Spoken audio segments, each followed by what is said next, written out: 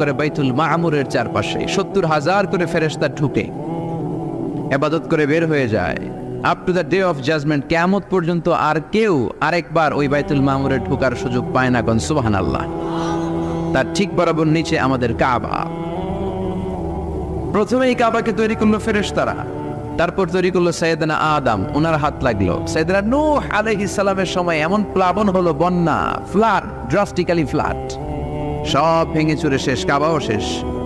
নূহ আলাইহিস সালাম নেমে আবার বানালেন, এরপর বানালেন ইব্রাহিম আলাইহিস সালাম। পড়েন সুবহানাল্লাহ।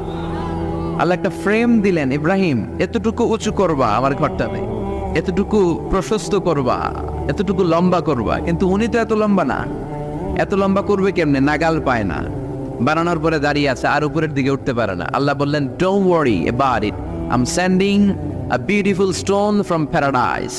আমি জান্নাত থেকে একটা স্পেশাল পাথর পাঠিয়ে দিচ্ছি ইব্রাহিম,